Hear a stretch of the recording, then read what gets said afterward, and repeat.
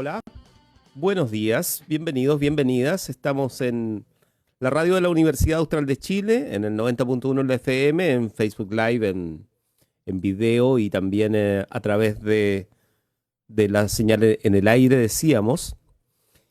Y estamos en el República de los Ríos de esta jornada, abriendo semana, por supuesto. Y como siempre lo hacemos junto con Roberto Morales, académico del Instituto de Estudios Antropológicos. ¿Cómo estás, Roberto? Bienvenido. Hola, ¿qué tal? Aquí estamos. Muy Y bien. Aquí en una semana interesante con algunos hechos que seguramente iremos a recordar los próximos 3 años. ya diremos por qué. Y Matías Fernández. ¿Cómo estás, Matías? Tienes el Cuando se le micrófono escuche, desactivado. cuando se le escuche, Matías. Lo tenía desactivado, Ahí disculpen, sí. ahí sí. ¿Cómo estás?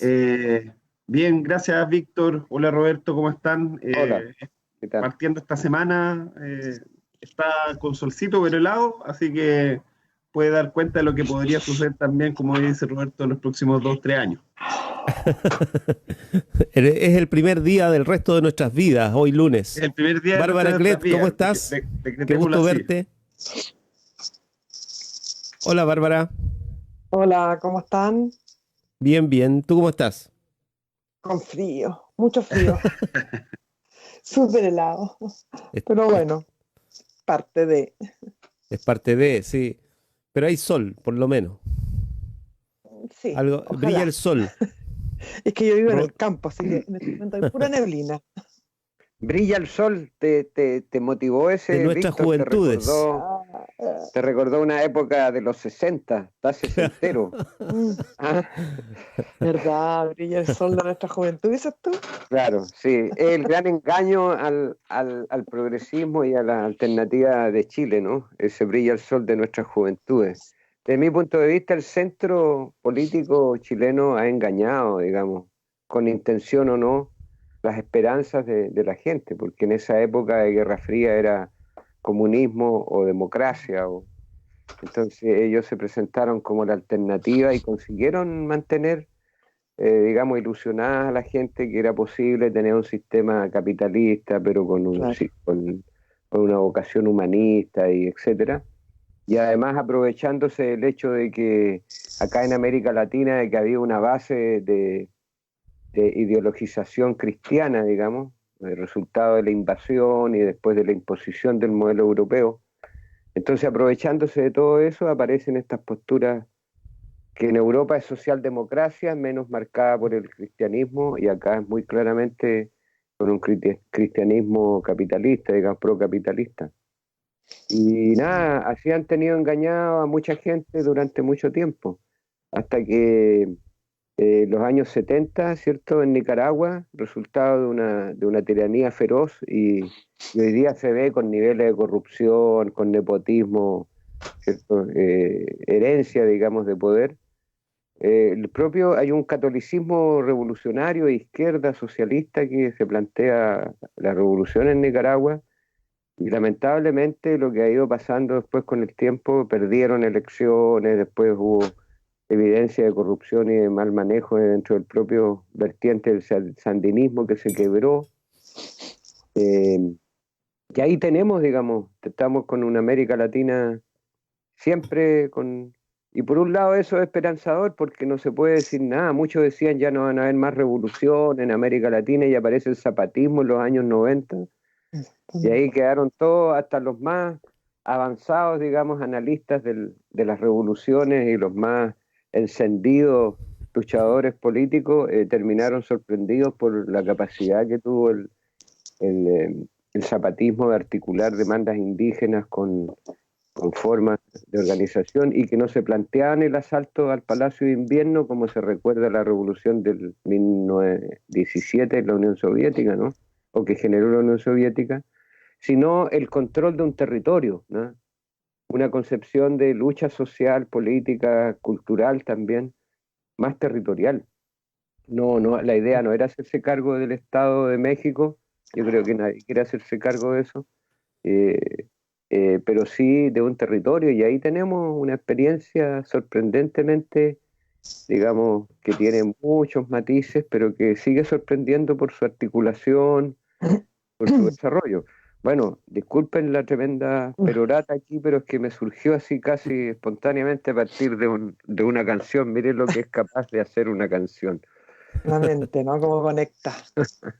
Oye, a propósito de eso, yo no sé si, yo no vi la entrevista, pero sí vi un artículo de la CNN en Twitter, una entrevista que le hicieron al rector de la Diego Portales, a Carlos Peña, donde está, no sé si anda, seguramente, Carlos Peña está haciendo como un vocero de la moral, de la ética y del análisis cultural de nuestro entorno. Ha estado como en varios espacios así muy como mentor, como, no sé cómo podría describirlo en realidad, como chamán. Hay una mezcla de varias cosas así, sin, sin ser peyorativa con los chamanes, por supuesto. Bueno, y él dijo una frase que me pareció, por eso la tengo acá y se los voy a leer textualmente. Dice: somos una cultura profundamente capitalista, fuertemente atada al consumo individualista. No creo que en el subsuelo de la cultura nacional haya una especie de tendencia a un cambio radical. ¿Cómo lo encuentran? Wow, Es un poco eso la tesis de su marca libro, ¿no? una ¿Se tremenda acuerdan pauta de discusión. Sí. del libro de él Ah, que sacó cuando fue la discusión sobre el lucro en la educación? Sacó un ya. libro que yo obviamente ni me lo he cruzado, ¿no? Pero era sobre esta misma lógica de que en realidad el lucro te permite acceder a los bienes de consumo para todos, qué sé yo, te iguala y todo eso. Entonces, que en Chile no habría otro sistema posible, digamos, ¿no? Ahora a mí me pasa que no sé si Carlos Peña, que vuelvo a decir, se ha transformado como una inspiración de hartas personas. Mira que habla bonito, mira que habla bien, habla desde el sentido común y qué sé yo, todos estos calificativos. Por eso me preocupa, porque de alguna manera está siendo escuchado, ¿no? No habrá visto las protestas, digo yo, del 18 de octubre, no ha visto todo lo que ha pasado, porque en realidad cuando estábamos en esa época, yo lo sentí como bastante empático con lo que estábamos viviendo y hizo unas acotaciones bastante interesantes, pero esto es como borrar lo que él mismo en algún momento planteó. Yo me acuerdo que estuve en varios foros, un poco hablando de la necesidad de replantearse como instituciones y también como sociedad, escuchar a la gente, no sé, todas esas frases, ¿no? Y de repente aparece esto, es como, ¿en qué lugar? O sea, me queda más claro desde qué lugar está hablando, pero hacia dónde quiere ir con eso como que Mm, me llama la atención. sí. Oye, yo tengo otra gran frase de un gran pensador, A y ver, de ahí le damos la ¿qué? palabra a Matías. Otro Este gran gran pensador pensador que que salió este fin de semana es Andrónico Luksic, que Ah, publicó una sí. columna en el Mercurio. Entonces él dice que a 40 días del plebiscito em, todavía no existe claridad en varias de las reglas para la elección de constituyentes, dice, ¿no? Mm. Y agrega, bueno, es largo, pero básicamente usa la idea de un arma de doble filo. Lo que no consiga 2/3 quedará fuera del texto, y esto podría terminar en una constitución muy reducida o minimalista, que dejaría a disposición de mayorías simples y circunstanciales la vigencia de normas elementales para el país. Si a la hora de dictar el reglamento de una eventual convención, que es la discusión de estos días, el reglamento, no se respeta el espíritu con que se planteó al país esa norma de los 2/3, podríamos culminar con un texto exiguo y leyes fundamentales sujetas a la inestabilidad y el vaivén de la política. Y bueno, sigue la columna, pero ahí tenemos, Sí, es para ver quiénes en definitiva marcan el rumbo del país. Matías. o sea, todas estas como elementos, artilugios que ocupa finalmente la derecha o las personas que se autodenominan de centro-centro, pero que terminan siendo serviles a intereses finalmente constitucionales de la derecha, se articulan ya sea por acción o omisión. O sea, lo mismo que dice Andrónico Luxil lo dice con otras palabras Sebastián Piñera con su lista de 10 cosas que tienen que estar sí o sí en la Constitución. Entonces, sin duda que hay un miedo importante por un sector de la derecha y aportilla eso a no poder instalar ciertos temas que para ellos son fundamentales en la Carta. Yo creo que ahí el debate, la pelota la tenemos los sectores de centro-izquierda. Los sectores de izquierda tenemos la pelota en decidir cómo vamos a afrontar este proceso de los 2/3. Y esa es la discusión que tenemos que tener, porque la izquierda tiene mayorías en Chile. Eso yo no lo dudo. Las tiene bastante subdivididas y también están supeditadas a un primer elemento que nadie puede determinar, que es cuánta gente va a participar en el plebiscito de octubre. Si en este plebiscito participa un mundo importante del mundo joven, por ejemplo, que se aboque a las urnas y que haga que finalmente la votación sea mayor a la presidencial, sin duda que se reconfigura el panorama y la derecha se ve más asustada de lo que está hoy.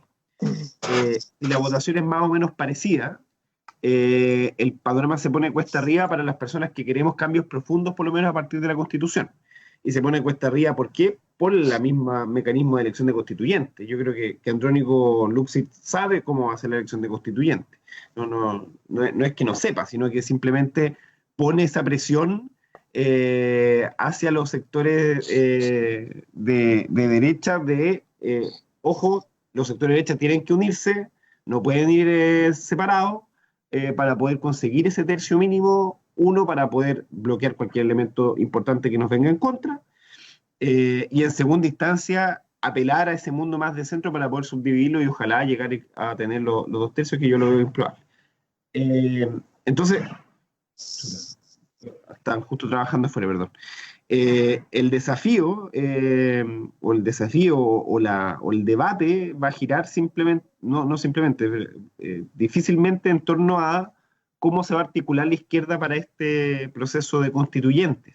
Ya han habido atisbos, por lo menos en varios discursos, de elementos básicos que nos reúnan y que las diferencias propias se discutan dentro del sistema que se elija. Y ahí obviamente llamaría a una especie de unión desde los sectores, desde la democracia cristiana, pasando por el Partido Comunista, pasando por el Frente Amplio, pasando por los sectores que están hoy representados también en el mundo de los independientes. Que eso en teoría lograría los 2/3, pero con las diferencias importantes como se ve a futuro una constitución. Pero yo lo veo por ese lado. Yo siento que me asusta más, me asusta entre comillas, la idea de que los 10 puntos de Piñera sean un sentido común en algunos sectores y que eso aportille cualquier elemento de cambio que pudiese tener esta constitución. Y por otro lado, cuando dice se amenaza lo que nos prometieron, ojo, aquí la derecha hace rato viene instalando esta cuestión de que esto no son los términos de los que hablamos. Nunca se fijaron términos de cómo la sociedad tenía que reaccionar frente a esto, porque precisamente cuando esto se acuerda en el Congreso, sin una discusión previa, está supeditando al escrutinio social cuáles son los términos. Si la gente hoy día no está dejando la embarrada frente al plebiscito, es porque acepta ciertos elementos del plebiscito que encuentra coherente, más si la sociedad completa estuviera en desacuerdo con este elemento, estaría dejando la embarrada, y eso no es así. Roberto Morales. Sí, bueno, aquí se han planteado elementos importantes que se pueden articular, pienso yo, más o menos en la siguiente retórica o siguiente discurso. Por un lado, lo que dice Peña y lo que dice Luxig tiene un elemento en común, y lo que veo Piñera. Yo en realidad debo reconocer que ninguna de las tres referencias las incorporo porque no habitúo, no tengo el hábito de revisar prensa ni nada, pero pucha, por eso estamos aquí los días lunes, porque ustedes ponen los temas que están circulando. Me parece que están en la misma lógica. Esto primero, esta pretensión de que ellos Nadie puede pretender hoy día, menos por la complejidad y por la diferenciación y lo heterogéneo que es la sociedad chilena hoy día, que se ha manifestado a partir de la rebelión de octubre, ¿cierto? Que es un sector importante, pero no es toda la sociedad chilena. Pero esto de que salgan diciendo de cómo es la sociedad o qué es lo que necesita, es claramente un accionar político en el sentido de la política, de una dimensión de la política que es el ejercicio de instalar que la realidad es de una determinada manera. Esto es lo que Chile necesita. Chile históricamente no tiene fundamento o base para poder ser, digamos, prácticas de rebelión o de contra el sistema. Porque, por ejemplo, Tomás Mulián tiene un texto, ¿cierto?, que donde el eje está que el consumo consume, ¿no? El consumo se lo consume a uno. También eso está respaldado por estudios acerca de pasar de ser ciudadano, ¿no? Un sujeto que toma decisiones a ser consumidor, ¿no? Hay un trabajo por ahí. O sea, hay todo un análisis que se hace de lo que hemos vivido como sociedad en los últimos 40 años, que tiene que ver cómo nos han impuesto un sistema del cual la manera de vivir se basa en la capacidad de consumir. Eso no pero la conclusión de eso no es que estemos condenados a eso, sino que también se puede concluir que esa es una nueva condición, una nueva forma de dominio capitalista o dominio de un sistema, y en la cual los seres humanos organizadamente podemos rebelarnos, ¿cierto? Y podemos romper aquello, ¿no? Se puede ver de esa manera, que lo ve, entre otros, Tomás Mulián, pero Carlos Peña no lo ve así, ¿no? Y yo no sé de dónde saca lo que dice. Bueno, pero eso ya es otro problema. Luxic lo sacará de lo que escucha, de los asesores y todo, para poder plantear este tipo de temas. Y Piñera también, o sea, a él le sale lo que bien señala Matías, que es este temor de cuando se empieza a ver organizada la gente, cuando ellos empiezan a sentir que no tienen el control de la situación, empiezan a sentir temor efectivamente, desde distintos lados. Y ese temor, por las condiciones en que vivimos, lo transfieren a través de todos sus mecanismos de influencia, comunicaciones, de cómo influyen en mucha gente, porque un empresario grande, aunque no sea dueño de ningún medio de comunicación, influye a todo su cuerpo de gerentes, a todos con los cuales ellos invierten, y finalmente terminan siendo personas que por su pensamiento, por su manera de pensar, terminan influyendo a amplios sectores de la ciudadanía, por toda una red de relaciones. Por lo tanto, estamos en este momento enfrentados a una especie de batalla política, ¿no? Además de definir los reglamentos específicos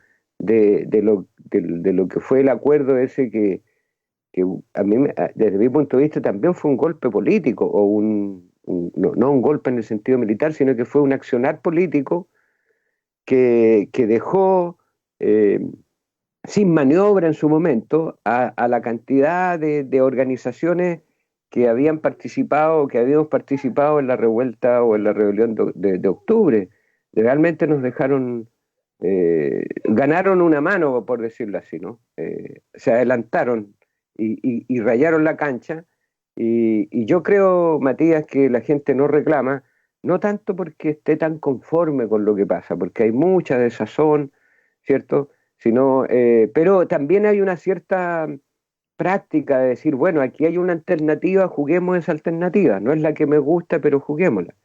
Y a lo mejor a eso apuntan algunos a profundizar en esa actitud como de, bueno, ya, no estamos de acuerdo, nos sentimos engañados porque, por ejemplo, hoy día lo de asamblea constituyente, asamblea, el concepto de asamblea prácticamente en un momento era muy fuerte, hoy día prácticamente desapareció, ¿no? Y la gente que estaba detrás de los movimientos por asamblea constituyente han quedado reducidos a una mínima expresión, ¿no? Yo tengo gente acá, vecinos míos, compañeros, gente que conozco, que forman en Valdivia, por ejemplo, el grupo de asamblea constituyente, y en algún momento lograron, digamos, su mejor momento, que fue poco antes, a comienzo de noviembre, y ahora, digamos, diría yo que están peor desde que partieron, porque están reducidos a un grupo muy pequeño, que insisten en lo de la asamblea, y todos los miran y le dicen, ¿de qué me estás hablando si la realidad es otra?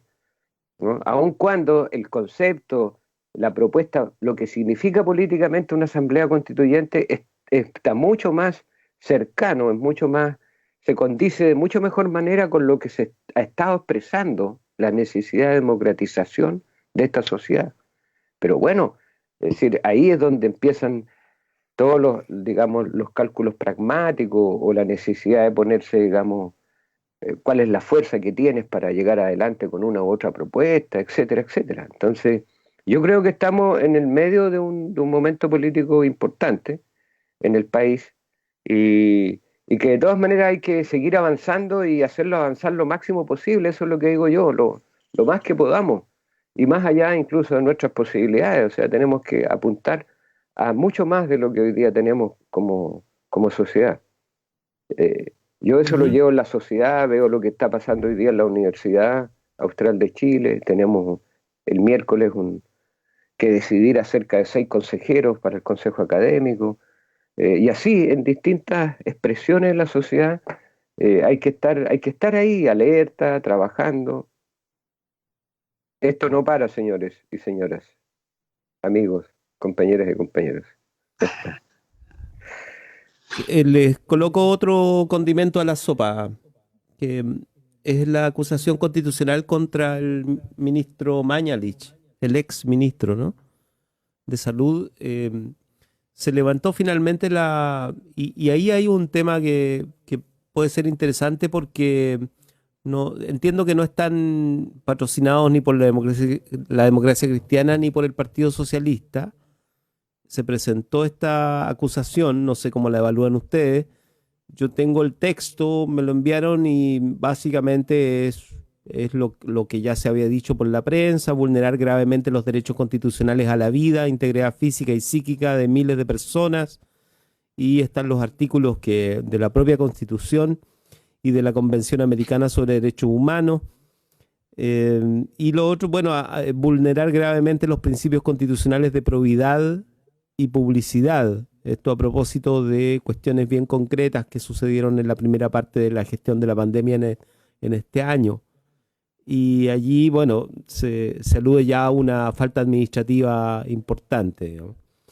Pero hay un problema político mayor primero porque la oposición no tiene un acuerdo respecto de esto. Dos partidos relevantes, dos partidos bien importantes de la oposición, la Democracia Cristiana y el Partido Socialista, simplemente no están apoyando esta acusación. Y parece otro más de los efectos de la dispersión política que hay en la oposición chilena, digamos, ¿no?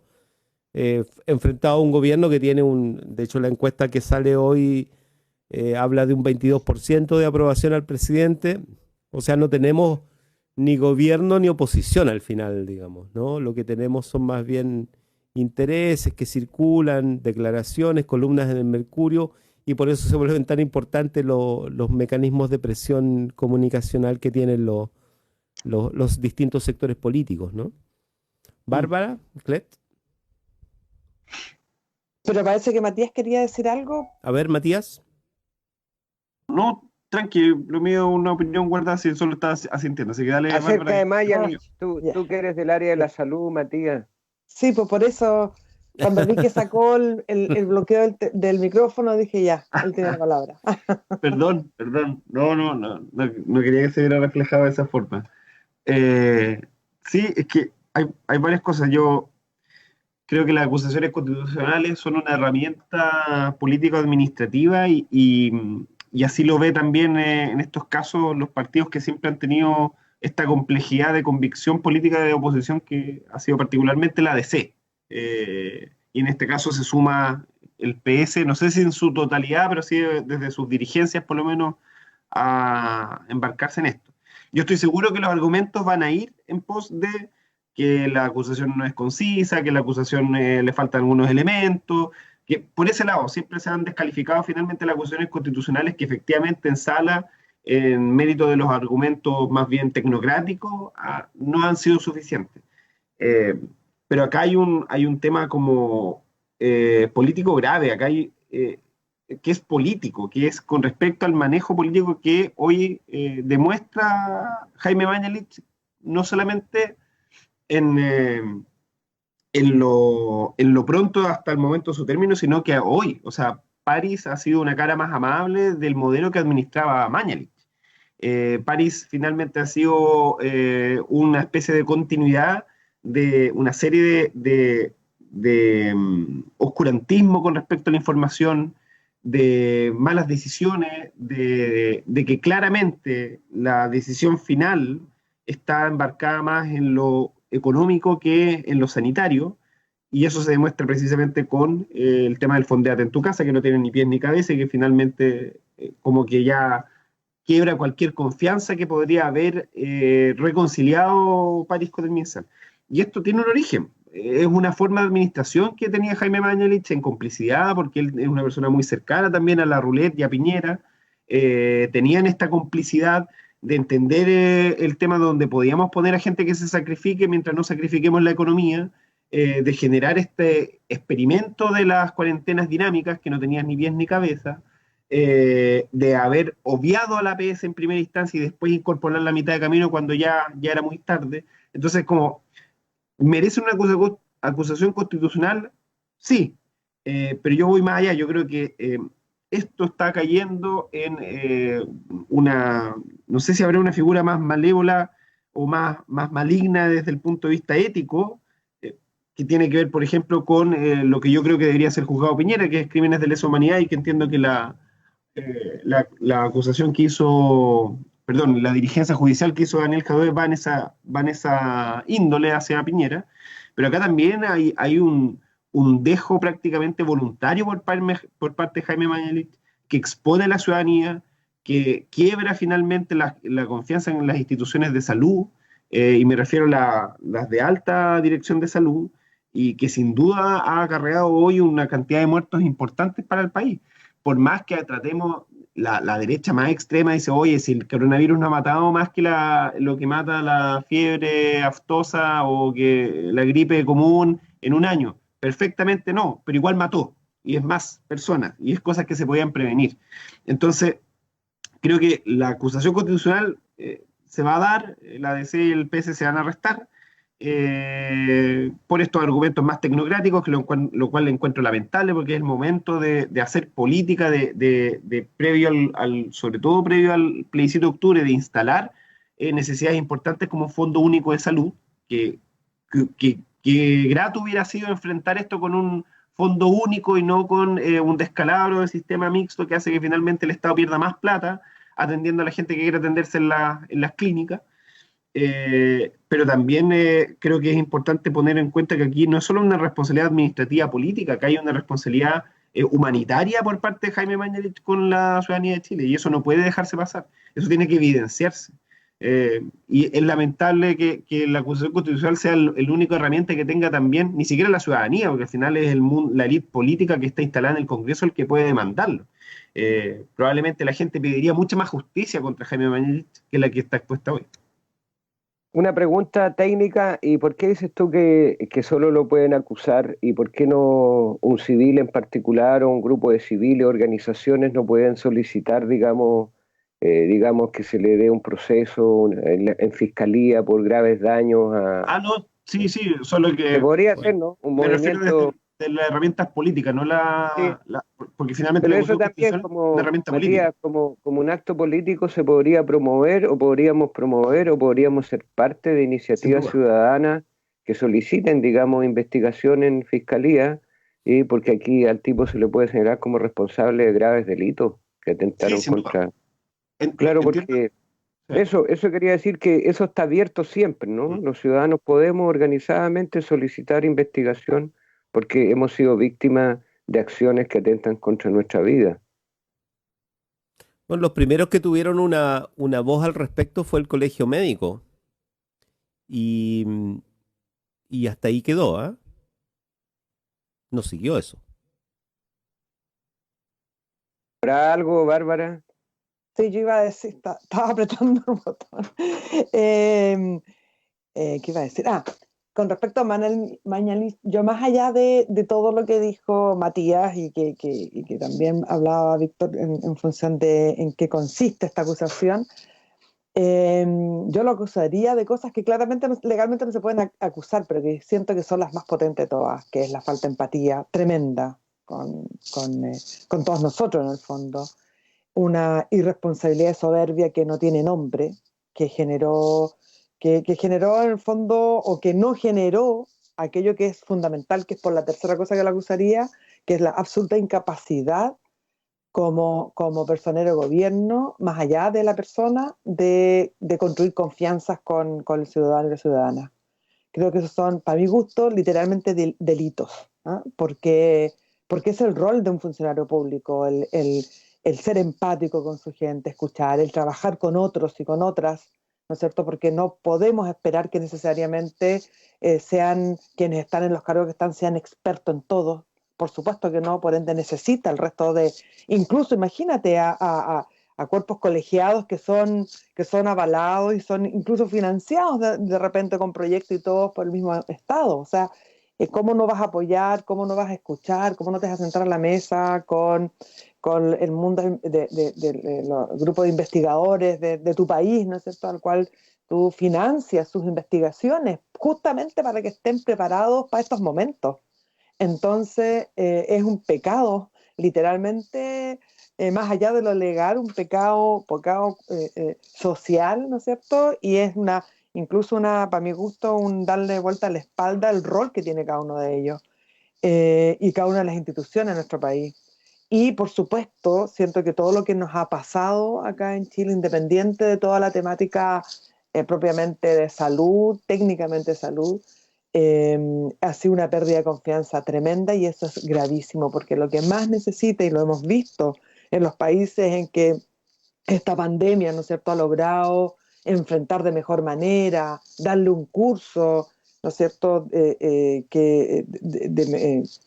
evaluado al menos mejor que los nuestros, y ejemplos incluso, todos han fortalecido su decisión en torno a la credibilidad que existe no solo del mundo político, sino que del mundo político de Estado, la política de Estado, la política de las estructuras, ¿no es cierto?, las representantes, quienes tienen la credibilidad suficiente para que la ciudadanía sienta que se está pensando en cada uno de nosotros y nosotras, que las decisiones que se están tomando, ¿no es cierto?, no solo vela y cuida por lo estructural, porque claramente es necesario, sobre todo en estos países chicos como el nuestro, ¿no es cierto?, donde la economía es tremendamente sensible también, sino que pone en primer lugar al ser humano y a las personas desde diferentes ámbitos, no solo desde lo económico, desde cómo mejoras el acceso, cómo te aproximas a ello, cómo analizas de mejor manera la información, cómo te conectas en las redes para ir transmitiendo esa confianza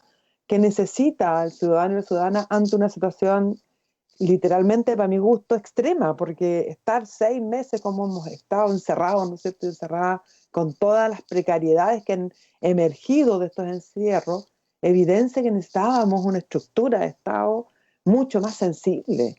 Si esto ha sido horroroso para mucha gente, horroroso. Entonces, yo la verdad que lo acusaría desde ahí. Sé que es un sueño hipotético, pero creo que esos son los grandes pecados que tiene Mañalich y que tiene este gobierno también. ¿Sí? ¿Para qué vamos a transformar a Mañalich en el chivo expiatorio? Lo que pasa es que él efectivamente fue quien se creyó más el cuento de la soberbia, ¿no es cierto?, y del expertise, y que se evidenció de una manera grotesca, pero yo creo que es parte de lo que uno ve en todos los personeros de gobierno, de este gobierno puntualmente. Y lo otro que voy a decir es que no me extraña que los partidos como la DC o el Partido Socialista no se sumen, porque efectivamente ellos también están en otra, están construyendo su plataforma, están preocupados porque por más que digan que proceso constituyente, nueva constitución, se le mueve el piso, ¿para qué vamos a andar con cosas? Se mueve el piso. Entonces no me extraña para nada que ellos no estén, porque hay un negocio, una cocina, que le hemos dicho siempre en la política, que hace que de repente no quieren o no les convenga literalmente quemar cartuchos en esta pelea. Sí, de hecho el doctor Juan Luis Castro, que es diputado socialista, fue de las voces más duras respecto de Jaime Mañalich cuando estaba en el cargo todavía, y que o sea, pidió no sé cuántas veces la renuncia del ministro, por las mismas razones o muy cercanas a lo que está planteando la propia acusación. Pero es una decisión del partido, al parecer la bancada decidió eso. La bancada del Partido Socialista decidió no apoyar la acusación. Y probablemente eso signifique, bueno, que no prospere en nada, digamos. Independiente de la calidad de técnica o legislativa o jurídica o lo que sea de la acusación, la señal es política. O sea, nos tenemos que dar por enterados, digamos, no es que es un poco lo que se dijo sobre el propio Sebastián Piñera, ¿eh? Que a estas alturas, ayer creo que Marco Enríquez lo dijo en la televisión, incluso, o sea, que estas cosas son preparadas, digamos, son frases que se estudian para decirlas en determinado momento, en horario prime, que es que hace no sé cuánto dijo, no me acuerdo exactamente la cantidad de tiempo, pero era como hace, no sé, hace meses, 6 meses, ponle, no sé cuánto, hubiese pedido la renuncia de Piñera, pero hoy no, por ningún motivo. Entonces, también existe esa lógica en la clase política de que hay que resolver esto dentro de la política, que es una frase que se usa mucho, ¿ah? No la estoy inventando, una frase que yo recuerdo haberla escuchado el 21 de octubre del año pasado. O sea, hay que resolver esto en la política, no en otro lado, aludiendo básicamente a la calle, ¿no? Y se resolvió así, digamos, al final. O sea, ese es el tipo de resolución que existe y por lo tanto es parte de la política el juego de, por un lado, hacer un planteamiento que es una acusación constitucional, que es un planteamiento político, y por otro lado decir, no, eso no nos representa, punto, digamos, ¿no? Y eso está a lo que yo iba es a que eso es lo que marca es el sino de la oposición al gobierno de Sebastián Piñera. O sea, en otras condiciones, con otra calidad de la oposición en Chile, probablemente el gobierno hubiese caído.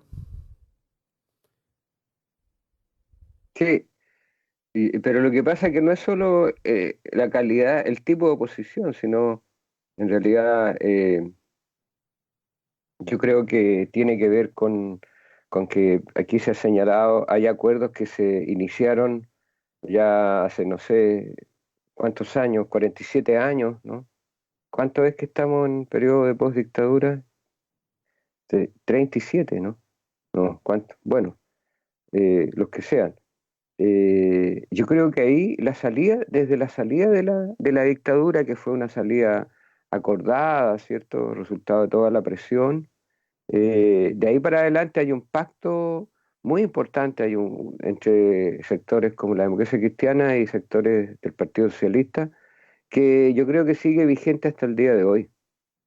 Y ese pacto consiste en que todo lo que representaba la Unidad Popular, a propósito digamos, de las semanas anteriores, ¿no? Del 4 del 11, todo lo que representaba debía ser paulatinamente disuelto, ¿no? En políticas que significasen, digamos, controlar, ¿cierto?, la desigualdad y por otro lado ir reflotando aquello que yo he señalado que de los 60 se sigue planteando como una alternativa que no tiene salida porque finalmente termina atrapada por digamos, los intereses ahora de las grandes corporaciones transnacionales. Y en concreto, significa entonces que hoy día la democracia cristiana y el Partido Socialista siguen absolutamente enlazados, ¿no? Constituyen, para mi gusto, ambos constituyen la socialdemocracia, esta supuesta alternativa a modelos ya sea de predominio en capitalismo fuerte, ¿cierto? Mercantil, ¿cierto? Claramente, y posturas que pretendemos, digamos, pensar un país y construir un país haciendo la necesidad de una transformación profunda del país. Ellos no están por eso, están en otra, como dice la Bárbara, están preocupados de ver cómo administrar lo que se viene. Yo me preguntaba qué podrá opinar el médico, ¿no? Juan Carlos Concha, que fue ministro de Salud de la Unidad Popular y que tiene relaciones con la gente acá de la región, porque el médico también, Rodrigo Manzano Barrientos, que es médico en Panguipulli, hay una radio en Panguipulli que es la 18 de octubre, tuvieron, fíjate, un foro el sábado que se llamó Salud Comunitaria, avanzando hacia el buen vivir de los pueblos. aquí, por ejemplo, no tendría cabida una postura como la de Mañalich y el gobierno, ¿no? En el sentido de que ellos no están avanzando hacia el buen vivir de los pueblos. Para nada forma parte es pensar en otra manera de entender la sociedad. Y lo que decía Bárbara es muy interesante porque Mañalich se negó o no le dio relevancia a los investigadores, ¿cierto? Que la propia política de Estado sigue financiando, no el gobierno, esto es una política de Estado a través de los proyectos de investigación. Pero también Bárbara, Matías y Víctor, les pregunto, ¿acaso eso no sucede al revés desde las universidades? Hay un predominio en las universidades de no meterse en política, ¿no? En el sentido de las universidades son como instituciones financiadas. Esta universidad está, perdón, no lo estoy diciendo yo, que quiero marcar, digamos, en la influencia del Estado chileno, en la Universidad Austral, en la corporación. Están los informes oficiales que están, véanlos por favor, están en el portal de la universidad, en lo que es transparencia, aparecen, de ahí saqué los datos. Ahí se señala que el 75%, ¿cierto? Más o menos ha estado en los últimos años permanente de aporte estatal a la Universidad Austral de Chile. 75%. No es directo, ¿no? Pero es a través de matrícula, de pregrado, posgrado, de investigación, de beca.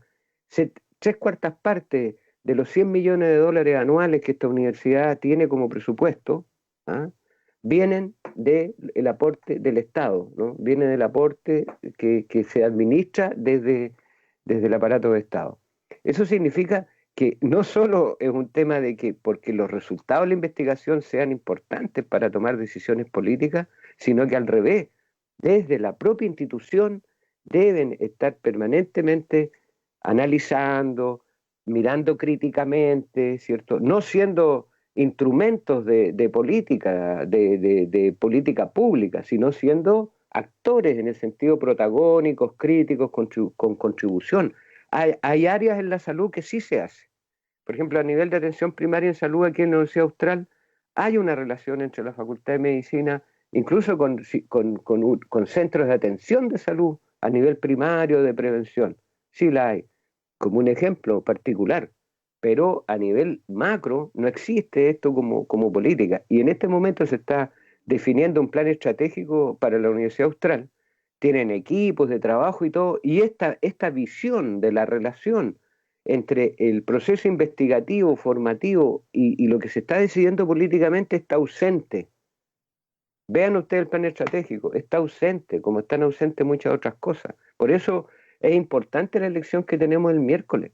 El miércoles elegimos 6 consejeros académicos, en un marco de expresión de una jerarquía interna que ya resulta, digamos, por decirlo menos, resulta, no sé si vergonzosa, pero no se corresponde, a pesar que mucha gente repite que la universidad es una institución jerárquica. ¿Qué quieren decir con eso?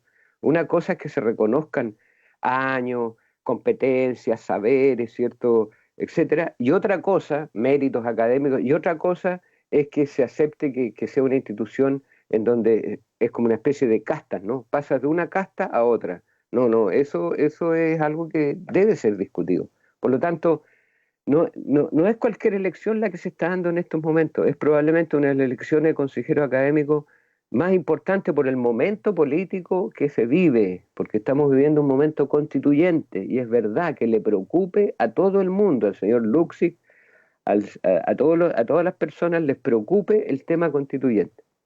Mientras más se exprese en los constituyentes esta diversidad, ¿cierto?, este proceso de cambio profundo que muchos sectores de la ciudadanía queremos, va a ser mejor para un futuro de país. Y va a moverle el piso a aquellos que han logrado, ¿cierto?, profitar y han logrado beneficiarse de la administración de este sistema, efectivamente. Entonces, es relevante. Hoy día las elecciones no es menor las personas que van a ocupar puestos en los cuales se tomen decisiones dentro de la universidad, en la ciudad, en el país. Es muy importante. Luego a las 14:30 vamos a tener un foro, de hecho, sobre el tema. Ya lo tuvimos la semana pasada en la radio y hoy se va a completar ese proceso para conocer un poco más lo que está pasando al interior. Efectivamente, afuera de la universidad Eh, Hay un cambio constitucional probablemente, pero no es que haya mucho interés en la elección de la universidad probablemente. Entonces, es bueno que podamos acá en la radio contar un poco el detalle, lo hemos hecho así la semana pasada, y aprovechemos hoy de invitar a la gente a que se conecte con nosotros. A eso de las 14:30 vamos a tener ese debate. Bárbara Clet, ¿estás por allí? Ay, sí, sí, ¿se escucha? Sí. Es que me cuesta apretar el botón.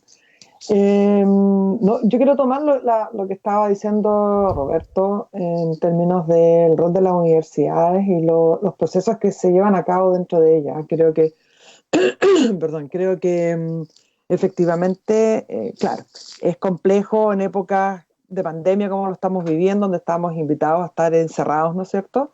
Pero es súper importante el volver a recuperar este sentido de pensamiento universal y de que podamos, más allá de cumplir la tarea, porque ¿sabes qué me ha pasado, Roberto? No sé si tú lo has visto, pero en el ámbito de la academia, con esta situación tan compleja, al final hay como un sentido de pasar la materia, de hacer lo que hay que hacer, porque es tan complejo todo que te cuesta dialogar con el estudiante en la pantalla, te cuesta participar, ¿no es cierto? Somos todos de una generación distinta donde este instrumento que es la digital e Internet lo hemos ido aprendiendo, ¿no es cierto? Pero nunca había tenido la urgencia que tiene hoy día.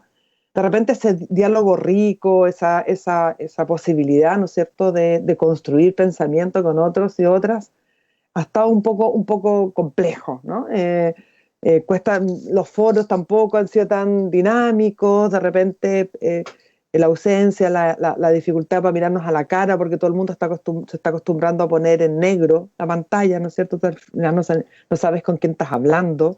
Y igual nos pasa con los estudiantes. Yo lo planteo porque ha sido mi preocupación, por lo menos este semestre, de ver de qué manera conectar a mis estudiantes con más allá de lo que, además que mi ramo, el que yo dicto, el primer semestre tiene que ver de alguna manera con eso, de resolución de conflicto ambiental. Entonces también son conversaciones en que estamos mirando lo que nos está pasando, ¿no?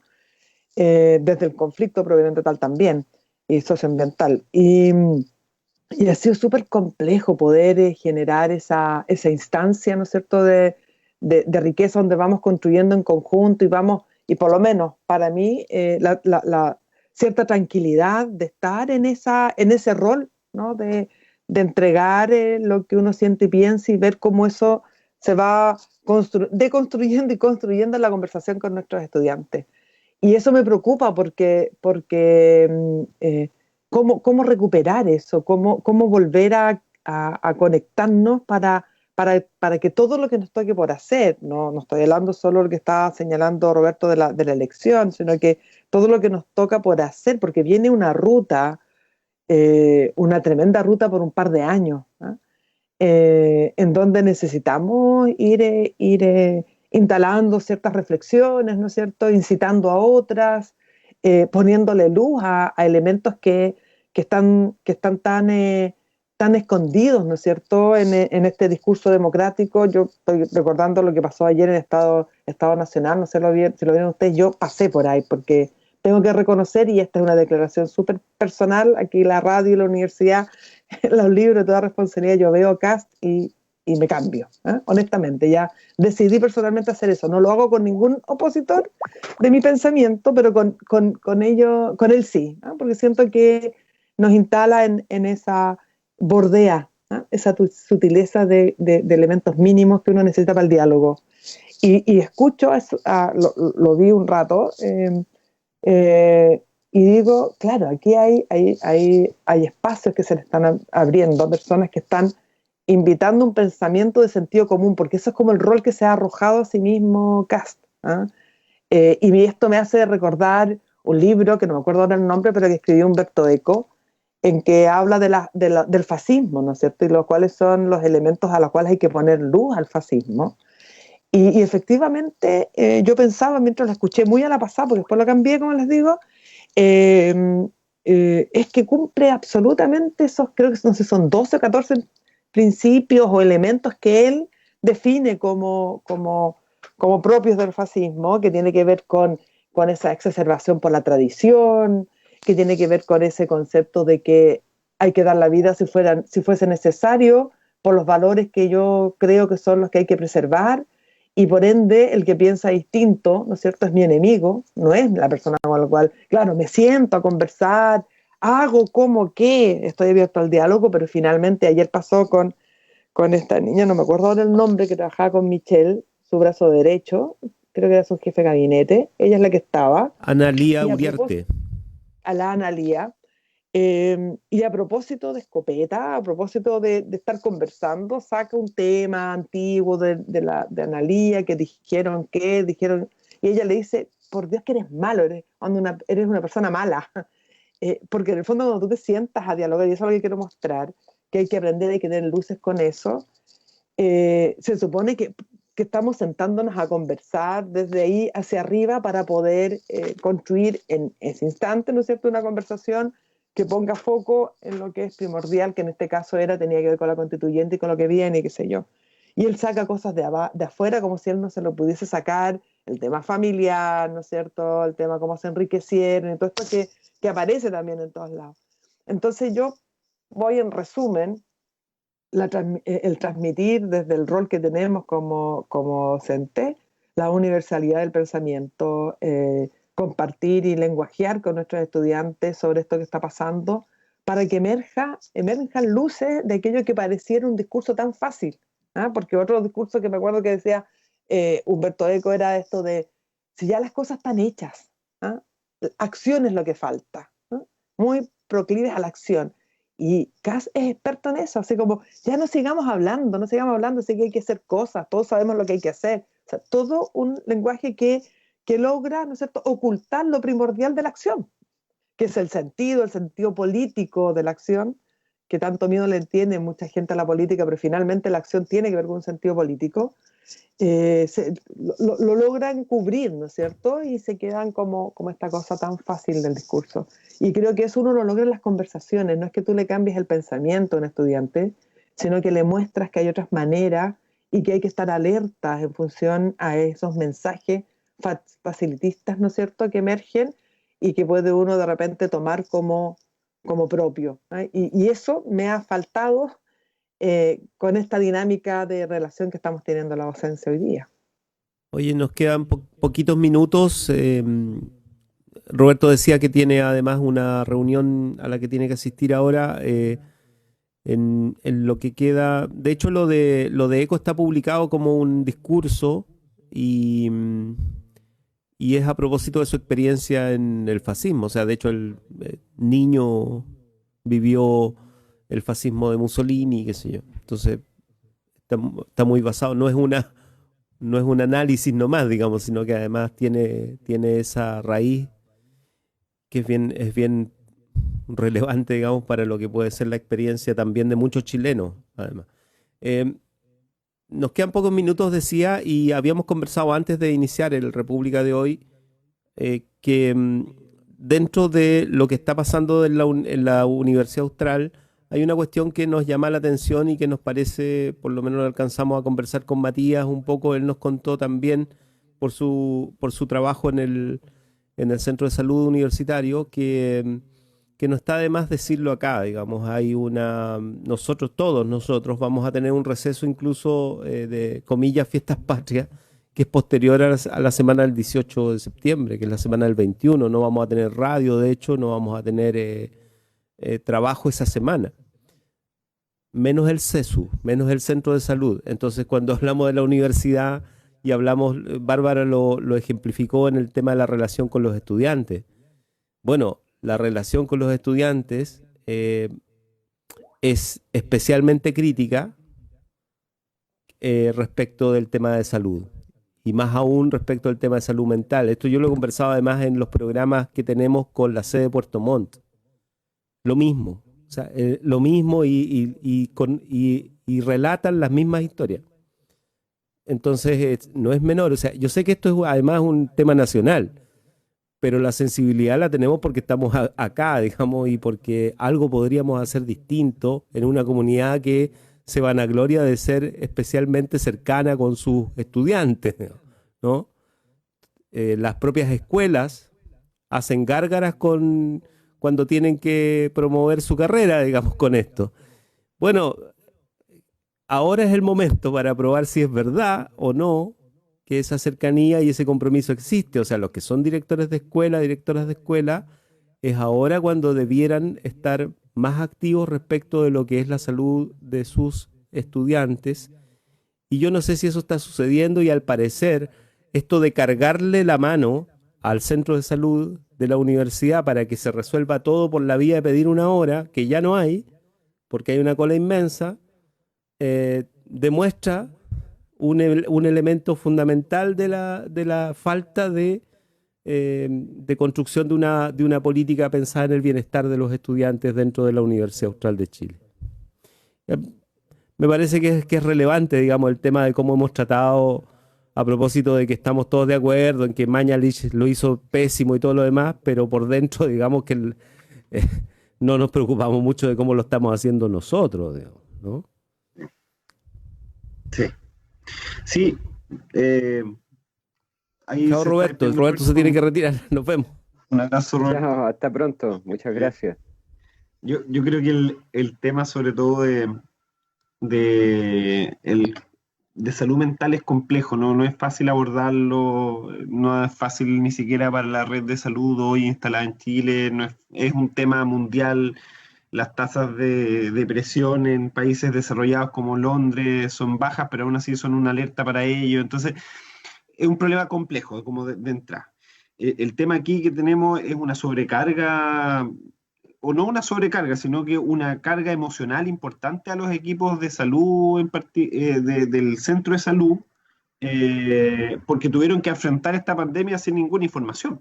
O sea, entre nosotros mismos creamos los protocolos, entre nosotros mismos empezamos a generar las discusiones con la dirección para ver cómo atendíamos en tiempos de coronavirus, y finalmente quiénes son los que se llevan la peor parte. La peor parte se la llevan los administrativos y los auxiliares, ya sea económicamente, porque por ejemplo ya un auxiliar no puede hacer horas extra, o administrativamente porque hay cargos unipersonales que tienen que estar todo el día revisando el correo y respondiendo fuera de horario laboral todos los correos.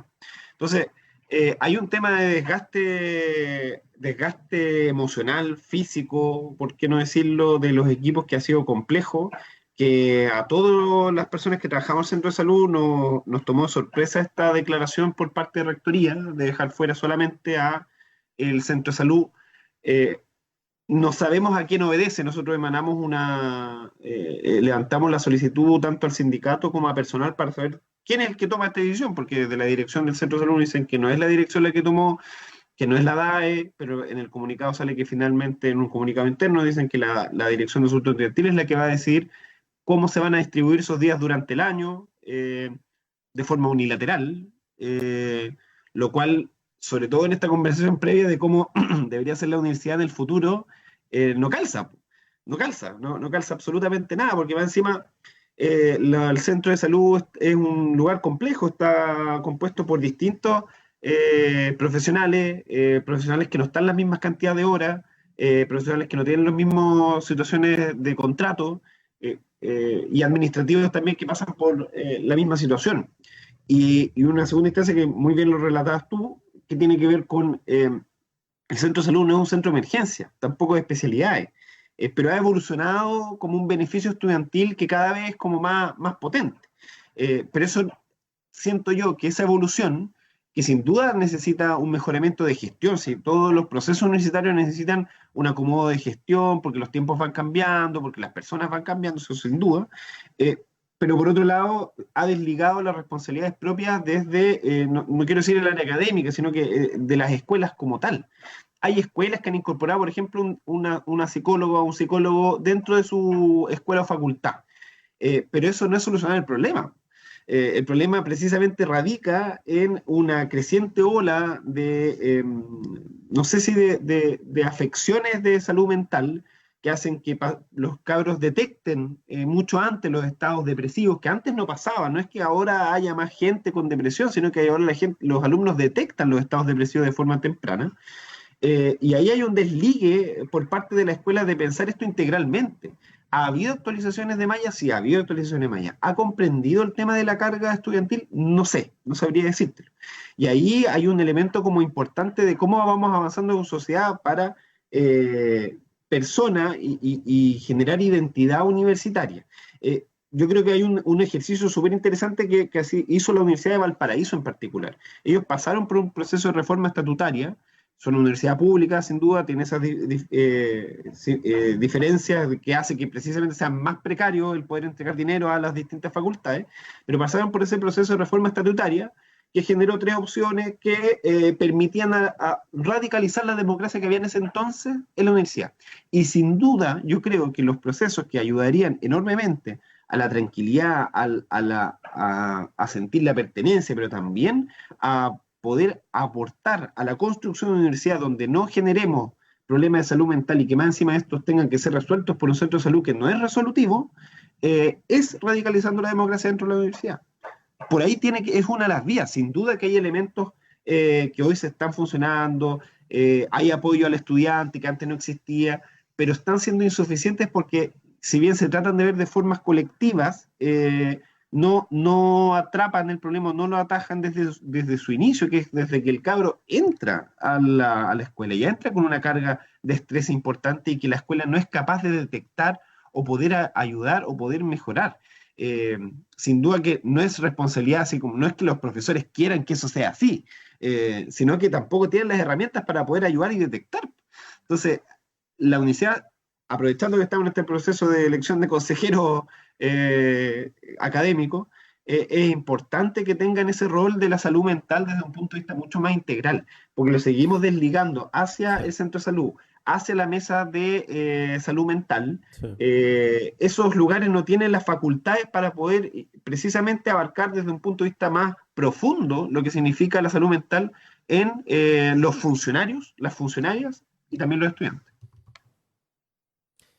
Gracias, Matías. Bárbara, ya no nos queda tiempo, pero alcanzamos a pronunciarnos. Bárbara. Sí, solo un minuto. Quería tomarme de lo que estaba diciendo Matías, es decir, que es un temazo. Yo, de hecho, es tan así que mi tesis doctoral tiene que ver con eso, tiene que ver con la relación y lo que pasa en el mundo de la academia entre estudiante y docente. El año pasado formé a 25 docentes en temas de habilidades para tener conversaciones inspiradoras y difíciles, porque claramente hay instancias, ese cara a cara, ese tú a tú que tiene un docente con su estudiante puede ser un momento tremendamente inspirador o puede ser también un momento en que se dificulta aún más el estado de ánimo del estudiante. Y yo creo que, además de todo lo que tú dijiste, que tiene que ver con temas estructurales, yo creo que hay que dotar a la docencia de herramientas para poder trabajar esos momentos, esas instancias. En definitiva, como dice Maturana, humanizar. Hay que humanizar las universidades. Eso no significa relajarlas, no significa relajarlas desde el punto de vista académico, no significa reducir niveles de exigencia y de calidad de la docencia. Lo digo porque me ha pasado en conversaciones que he tenido con directivos de la universidad para instalar este tema. Llevo 3 años instalando este tema y siempre me topo con esta sensación de que humanizar la universidad significa reducir el estándar, la exigencia, ¿no es cierto? Y la generación de más que de conocimiento de saberes, porque eso es el rol, más que de conocimiento de saberes. Y la verdad que yo creo que pasa por ahí. Hay que humanizar esos espacios. Si el ser humano es emocional por esencia, la razón viene a explicar la emoción, dice Maturana. Y efectivamente es así. Entonces, cuando creemos que este pragmatismo en que nos instalamos es la manera de enfrentar estos espacios, estamos equivocados. Y los problemas emocionales, yo siento que lo que más me mostró esta pandemia es el tremendo dolor social que existe en los seres humanos chilenos. Tenemos una tremenda herida emocional, que no, de las cuales no habíamos hecho cargo. Y yo creo que eso emergió en forma potente en esta pandemia también. Estamos muy debilitados emocionalmente. Gracias, Bárbara. Bárbara Clet. Matías Fernández ha estado con nosotros, consejero regional, pero también parte de esta comunidad. Así es que hoy nos dedicamos un poco a mirarnos también dentro de lo que se puede en este espacio. vamos a dar paso ya Hablamos de a todo, Corriente ¿eh? Alterna, ya está con Sí. nosotros en línea, así es que el programa de la Facultad de Filosofía y Humanidades. Muchas gracias a ustedes, por supuesto, por siempre estar con nosotros aquí, a la audiencia y también a Matías y Bárbara Y Roberto. y Roberto que que se se acaba fue. de ir a su reunión. Un abrazo. Chao, adiós. Un gusto, como Gracias. siempre. Chao, chao, chao. Chao. En Radio Universidad Austral de Chile hemos presentado República de los Ríos.